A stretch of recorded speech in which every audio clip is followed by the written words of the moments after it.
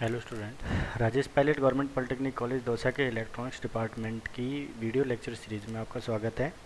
आज हम जो टॉपिक ले रहे हैं EL 307 का टॉपिक ले रहे हैं। इसकी सेकंड यूनिट जो कि ऑपरेशनल एम्पलीफायर के ऊपर बेस्ड है। तो ऑपरेशनल एम्पलीफायर की एप्लीकेशंस को हम लोग देख रहे थे, तो उसी सीरीज़ में आज हम देख रहे हैं कि operational amplifier as a logarithmic और एंटी लॉगरिथमिक एम्पलीफायर को हम किस प्रकार से हम एक ऑपरेशनल एम्पलीफायर से एक लॉगरिथमिक एम्पलीफायर बनाएंगे, उसकी पूरी वर्किंग पढ़ेंगे, उसका पूरा डेरिवेशन देखेंगे और डेरिवेशन के बाद रिजल्ट आएगा, उसके हिसाब से हम प्रूव करेंगे कि ये जो सर्किट हम पढ़ रहे हैं वो एक लॉगरिथमिक या एक एंटी लॉगरिथमिक एम्पलीफायर का है। तो चलिए शुरू करते हैं। हमारा टॉपिक है op amp as logarithmic amplifier. Logarithmic amplifier क्या होता है? लॉगरिथमिक एम्पलीफायर का जैसा कि इसका नाम है लॉग का मतलब ये है कि ये हमारा आउटपुट है, ये हमारा इनपुट है, इन दोनों के बीच का जो रिलेशनशिप है वो ये लॉग की फॉर्म में रहेगा। LOG लॉग बेस जो भी है और इनपुट, इस तरह का हमको आउटपुट मिलना चाहिए। अब इस तरह का आउटपुट हमें मिलेगा कि नहीं मिलेगा, इस चीज़ को हम प्रूव करेंगे। तो पहले सर्किट देख लेते हैं। सर्किट में आपको क्या दिख रहा है? सर्किट में आपको एक ऑपरेशनल एम्पलीफायर दिख रहा है। इसका जो गेन है इनफाइनाइट है, आइडियल ऑपरेशनल एम्पलीफायर। इसका जो पॉजिटिव टर्मिनल नॉन इन्वर्टिंग उसको हमने ग्राउंड कर दिया है और नेगेटिव टर्मिनल से हम इनपुट अप्लाई कर रहे हैं थ्रू रेजिस्टेंस R1। हमारे जो फीडबैक के अंदर है वो एक ट्रांजिस्टर को हमने लगाया हुआ है। ये ट्रांजिस्टर फीडबैक में कनेक्ट किया हुआ है। फीडबैक क्या होता है? हमारे इन्वर्टिंग और नॉन इन्वर्टिंग टर्मिनल को नेगेटिव फीडबैक मिल रही है। आउटपुट और इन्वर्टिंग टर्मिनल के बीच में ये कनेक्शन है, एक ट्रांजिस्टर बीच में लगाया हुआ है। ट्रांजिस्टर के बेस को हमने ग्राउंड किया हुआ है। अब ट्रांजिस्टर के बेस को ग्राउंड करने से क्या होता है? ये ट्रांजिस्टर क्योंकि 3 पिन का होता है, ये आपका एक पिन को तो आपने ग्राउंड कर दिया, अब आपके क्या पास केवल 2 पिन हो जाती है। तो हमें पता है कि ये जैसे फॉर एग्जांपल आपका कोई NPN या जो भी है तो आपके पास 2 ही बच जाते हैं, तो ये आपका डायोड बच जाता है कि डायोड 2 टर्मिनल डिवाइस है। आपने यहाँ पे एक टर्मिनल को तो ग्राउंड कर दिया था, अब 2 टर्मिनल बचा, 2 टर्मिनल का क्या होता है? आपके पास डायोड होता है, तो ये डायोड की तरह काम करने लग जाएगा। और डायोड के करंट का जो फार्मूला होता है दैट इज़ फॉरवर्ड करंट या रिवर्स करंट का जो फार्मूला होता है वो हम ऑलरेडी जानते हैं। ठीक है, तो ये आपका ओवरऑल सर्किट हो गया। अब इस सर्किट को ध्यान से देखिए, सिंपल कुछ भी नहीं है। ये आपका कलेक्टर है, एमीटर और बेस है, ये ट्रांजिस्टर है। एमीटर से का डायरेक्शन इस तरह से शो करते हैं, बेस को ग्राउंड कर दिया। अब बेस से एमीटर के बीच में एक वोल्टेज है VB, ये VB आपको दिख रहा है यहाँ पे। VB का पॉजिटिव टर्मिनल यहाँ होता है, नेगेटिव टर्मिनल ये इसके बीच में एक वोल्टेज होती है जो इधर से जो करंट आता है उसको कंट्रोल करती है, कलेक्टर करंट को। ठीक है, VB के हिसाब से ये इसको बाइसिंग वोल्टेज कहा जाता है वैसे तो। ठीक है, तो ये आप लोग जानते हैं और इस तरह से सर्किट की कंस्ट्रक्शन है। तो आप देखिए, आप जैसे फॉर एग्जांपल मैंने जो बात बोली है उसी को मैंने शब्दों में लिखा हुआ है। शब्दों में क्या लिखा हुआ है? मैंने शब्दों में ये लिखा है कि since base junction is ground and collector is also at virtual ground, hence base and collector short circuited, hence only a PN junction diode. मतलब बात क्या है? बात मैंने आपको जो बताई वही बात है कि देखो ये यहाँ पे वर्चुअली ग्राउंड है। ग्राउंड कैसे है आपको मैंने बताया था वर्चुअल ग्राउंड कंसेप्ट के अंदर। अगर यहाँ पर जो वोल्टेज है वही वोल्टेज इस पॉइंट पर होगी, तो यहाँ पर ये तो ग्राउंड है तो ये भी ग्राउंड हो जाएगा वर्चुअली। ठीक है, फिजिकली नहीं वर्चुअली। ठीक है, अब देखो ये भी ग्राउंड, ये भी ग्राउंड। ठीक है, ये एक टर्मिनल हो जाएगा, यानी शॉर्ट सर्किट हो जाएगा, आपस में एक जगह कनेक्ट हो जाएंगे। तो आपका ये पॉइंट है और एक पॉइंट ये है, तो एक टर्मिनल और ये दोनों को मिला के 2 टर्मिनल, तो PN जंक्शन हो जाएगा। जो मैंने बात बोली है वही बात ये कह रहा है। तो ये आगे क्या कह रहा है? सिंस तो ये एक PN जंक्शन की तरह काम करेगा, तो मैं इसको एक डायोड से रिप्लेस कर दूँ, पॉजिटिव टर्मिनल इसको बना दूँ, नेगेटिव टर्मिनल इसको बना दूँ, तो ये हमारा जो ओवरऑल सर्किट है वो कुछ इस प्रकार का बन जाएगा। एक डायोड है, ठीक है, एक डायोड है, इधर से मैंने VI अप्लाई किया है, VI की तरफ से करंट आएगा I करंट इधर जाएगा नहीं, ये ग्राउंड हो जाएगा यहाँ पे क्योंकि ये वर्चुअल ग्राउंड है। तो अगर यहाँ करंट ग्राउंड हो गया तो करंट इधर तो जाएगा नहीं, तो इधर से करंट आएगा, इधर से करंट ये जो N से P, ये मान लो ये फॉरवर्ड, ये P है और ये N है, तो अब ये इधर फॉरवर्ड करंट तो ऐसे फ्लो करता है, तो फॉरवर्ड करंट तो फ्लो कर नहीं रहा है इसमें क्योंकि यहाँ ग्राउंड है और यहाँ वोल्टेज ज़्यादा है, तो हमेशा करंट हायर वोल्टेज से लोअर वोल्टेज की तरफ ही जाएगा। और हमें पता है नेगेटिव टर्मिनल से पॉजिटिव टर्मिनल की तरफ जो करंट जाता है वो हमारा जो है वो सैचुरेशन करंट होता है। तो उसका फार्मूला भी हमें पता है। देखिए हमने यहाँ पे KCL लगा दी। KCL कैसे लगा दी? देखिए कि यहाँ पर आपका ये करंट और ये करंट दोनों का सम 0 मिलेगा आपको। ठीक है, this II is equal to collector current. Collector current जो ऐसे फ्लो कर रहा था, सॉरी, जो कलेक्टर करंट IC के थ्रू फ्लो कर रहा था ना, अभी IC ऐसे फ्लो कर रहा था और IE ऐसे फ्लो कर रहा था नीचे की तरफ, यहाँ ऐसे। ठीक है, तो II is equal to IC is equal to I E, मतलब एक भाषा में यही कह सकते हैं कि जब करंट इधर नहीं जाएगा तो सारा करंट आगे की तरफ फॉरवर्ड इधर इधर चला जाएगा और वही करंट आई होगा।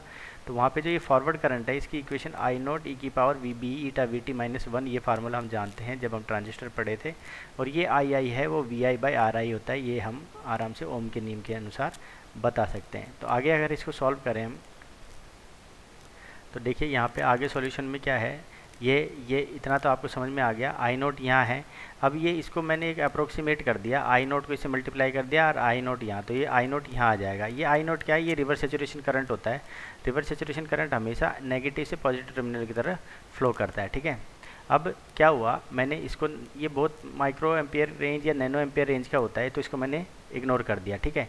तो अभी हमारे पास आंसर क्या बचा, V I by R I approximately equal to, approximate लगा दिया क्योंकि मैंने इसको इग्नोर किया है तो अप्रोक्सीमेशन लगाना पड़ेगा। तो आई नॉट ई की power V B by eta V T, ये हमारा फार्मूला बनता है। अब आगे अगर हम देखें तो मैंने क्या किया है, मैंने इसको, तो ये जो है ऊपर इसको हटाने के लिए इसको मुझे नीचे लाना है। इसको नीचे लाने के लिए मैंने क्या किया है, दोनों तरफ लॉगरिथमिक ले लिया, ठीक है। तो यहाँ मैं लॉग लगाऊँ इधर और इधर में मैं लॉग लगाऊँ तो इस लॉग के कारण ये ई पॉइंट हट जाएगा। जब भी हम लॉगरिथमिक लेते हैं किसी एक्सपोनेंशियल टर्म का, था उसका जो पावर होता है वो राइट में आ जाता है और लॉग ऑफ एक्सपोनेंशियल जो है वो 1 हो जाता है, ठीक है। तो इसका लॉग लिया तो ये तो लॉग में आ गया, log V I by R I, तो लॉग मतलब नेचुरल लॉग लिया L N V I by R I ये है, ठीक है।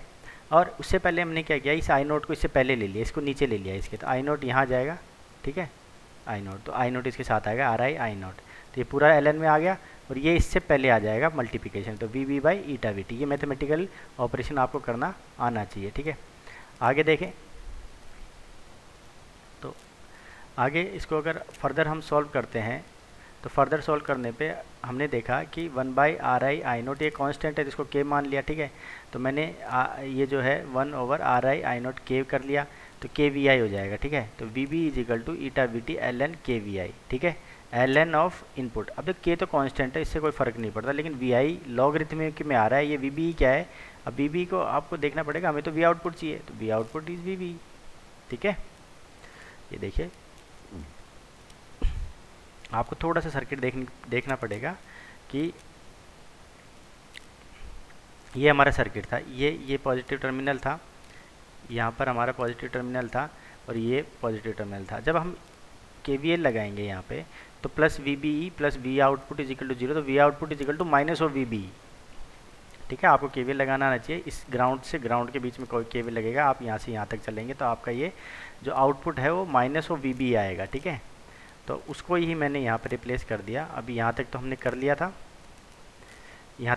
लिया था, अब देखिए 0 plus V B plus V output, तो V output is equal to minus V B. अब वी बी की जगह मैं वी आउटपुट लिख दूँ तो यहाँ पे क्या आ जाएगा, माइनस साइन के साथ, तो माइनस इधर चला जाएगा तो minus eta V T L N के वी आई। तो क्या हो गया, हम क्या प्रूव करना चाह रहे थे कि ये हमारा क्या है, एक लॉगरिथमिक है, circuit is logarithmic amplifier. Amplifier क्यों है, क्योंकि देखो लॉगरिथमिक के साथ साथ एक मल्टीप्लाइंग फैक्टर भी आ रहा है अल्फा, इट मीन्स ये आपको लॉग तो मिलेगा ही मिलेगा पर उसका एम्पलीफाइड वर्जन मिलेगा इनपुट का, इसलिए इसको बोलते हैं लॉगरिथमिक एम्पलीफायर।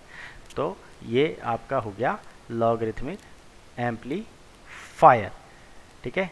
आपको आई होप समझ में आ गया होगा, थोड़ा सा मैथमेटिकल आपको आना चाहिए हल्का सा।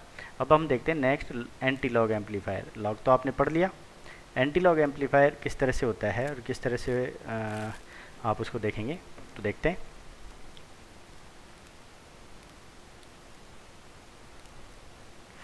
नेक्स्ट सर्किट देखते हैं एंटी लॉग का, ठीक है। ये आपका जो सर्किट आपको दिख रहा है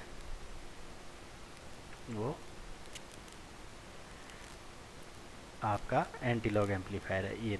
ये आपका, ये देखिए यहाँ पर आपने क्या किया, उल्टा कर दिया। पहले यहाँ पर आपने ट्रांजिस्टर लगाया तो उस ट्रांजिस्टर को तो यहाँ ले गए और यहाँ पे जो रेजिस्टेंस लगा हुआ था उसको यहाँ ले गए, बस इतना सा करना है जैसा आपने इंटीग्रेटर और डिफरेंशिएटर के अंदर किया था।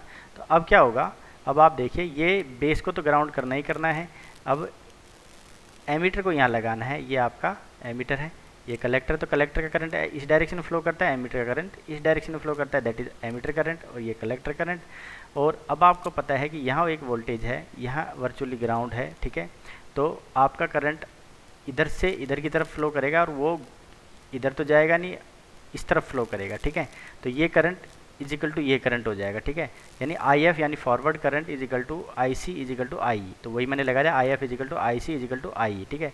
आई एफ जो है वो ये वोल्टेज माइनस ये वोल्टेज डिवाइडेड बाय रेजिस्टेंस, तो ये तो वी आउटपुट वोल्टेज है, ये माइनस जीरो, यहाँ जीरो है, डिवाइडेड बाय आर एफ, यानी V output by R F, V output by R F is equal to I naught. अब देखिए यहाँ पे मैंने डायरेक्ट अप्रोक्सीमेट ले लिया कि फॉरवर्ड करंट का जो फार्मूला है वो ये होता है, पिछले वाले डेरिवेशन में हमने देख लिया था, ठीक है। तो ये आपका आ गया I F is equal to I naught ई की power V B E eta V T, वो -1 को था उसको हटा दिया मैंने, ठीक है, अप्रोक्सीमेट कर लिया, इसलिए मैंने देखो यहाँ पे अप्रोक्सीमेट का साइन लगाया, ठीक है, कैलकुलेशन को आसान करने के लिए। ओके, आगे बढ़ते हैं।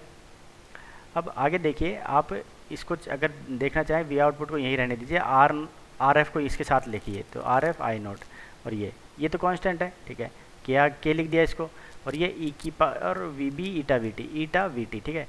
तो वी आउटपुट आ गया और इनपुट क्या है, अब ईटा वी टी को मैंने अल्फा लिख दिया, ठीक है, ये आपका अल्फा है फॉर एग्जांपल, और ये वी बी है, ठीक है। तो ये क्या है, वी बी क्या है, वी बी हमारा इनपुट ही तो है।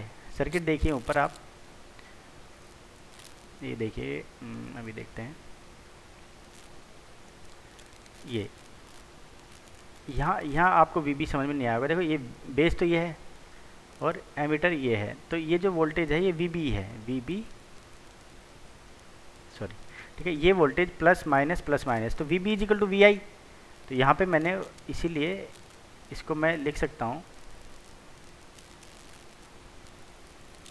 यहाँ हम ये जो वी बी है इसको वी आई लिख सकते हैं, क्या, वी आई, इसकी जगह हम वी आई लिख सकते हैं। तो हमारा इनपुट आउटपुट के बीच रिलेशनशिप क्या आया, आउटपुट इज इक्वल टू ये E is anti log, log तो एल ओ जी होता है, उसका एंटी लॉग ई होता है, तो ई की power V I by alpha. तो इनपुट आउटपुट के बीच में क्या रिलेशनशिप आ गया, एंटी लॉग का रिलेशनशिप आ गया। और एम्पलीफायर क्यों बोला इसको, क्योंकि मल्टीप्लाई में के आ रहा है, इसलिए आपको जो आउटपुट है वो एंटी लॉग की फॉर्म में मिलेगा, लेकिन विद सम एम्पलीफाइंग फैक्टर के। तो ये हो गया आपका एंटी लॉग एम्पलीफायर।